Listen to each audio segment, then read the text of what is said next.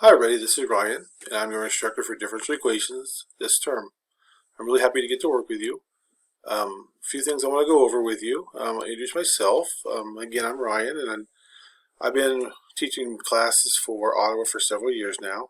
Currently, I work in Emporia Public School District in Kansas. We are in the Central Time Zone, so I know many of you are from all over the United States, so I know that I'm in the Central Time Zone. A couple things I want to go over with you in our I was going to provide you with some navigation for our website. So first thing I want to talk about is our syllabus. So please take a look at the syllabus link.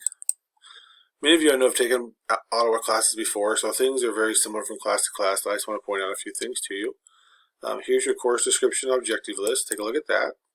I'm going to read through it and give you a description and our course objectives and the kind of things we're going to be doing this term. Another thing to take a look at in here is our activities and assignments. Again, you can get these off weekly assignments, but this is kind of a nice overview to print off so you can kind of see everything on one page or several pages here. But here's your week 1 assignment, week 2, etc.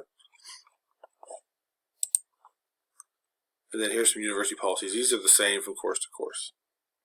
The next thing I want to point out to you is our textbook. We don't have a hard copy of a textbook, but we have an e-text. So here's a link to our e-text. So if you click on that, you're able to go through and get access to our electronic textbook online. And I did it. I was able to download it to my computer.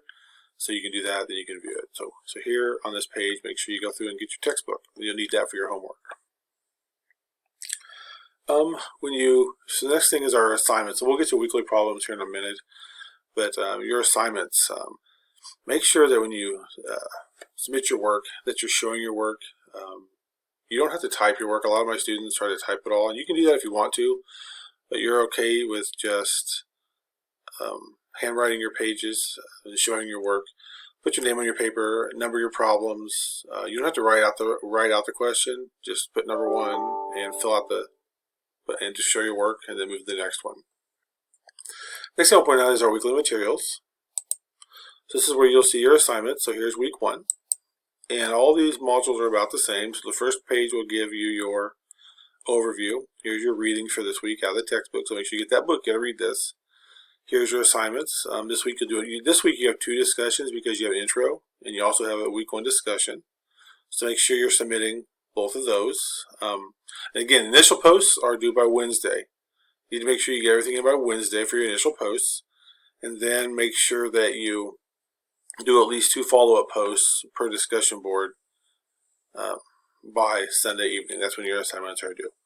And a couple of things about the discussion posts. I detail this out in the announcement, but make sure that when you're replying to your classmates is that you're giving good responses, you're providing more content.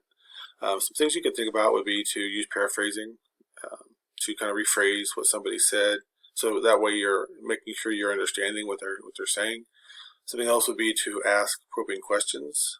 Ask good questions are always good to ask in a discussion post because that requires a response.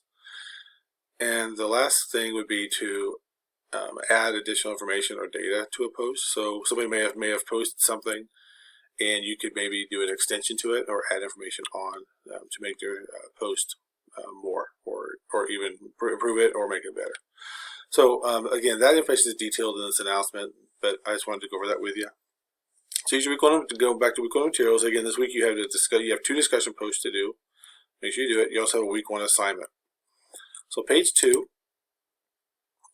is kind of some resources. So take a look at these. These are some web resources. Take a look at those. You should print these off and read through them. Then I have a bunch of videos posted here, and again, there's 2 for this week. In future weeks, there'll be more. Week 3 are some practice problems. Again, these are odd problems that you can work through.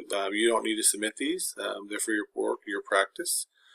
And I believe since they're odd, you should be able to check them in the back of the book. So that would be good. That would be a good idea to do as part of your practice. Again, they're not to be turned in. They're just for your practice. And then finally, page 4 is your formal assessment or your weekly problem. So week 1, here's your problem set that you'll do. You'll do that. And then you have 2 discussion posts to do this week. You have introduction. You have your week 1 discussion or module 1 discussion post. Again, I'm really excited to get to work with you this semester, or for this term. A couple things I just want to point out to you. If we go back to Blackboard and you go to discussions, you'll see here a course cafe. If you have questions, you can put them in there. Here is your introduction one. So if you just click on it, you click on course cafe, and you can actually create a thread and you can put a question in there. And I try to check these regularly so I can respond to them. And the next part will be here. So here's your first introduction discussion post, and your week 1, week 2, etc. So again, my name is Ryan. If you need help, please reach out to me. Email is the best.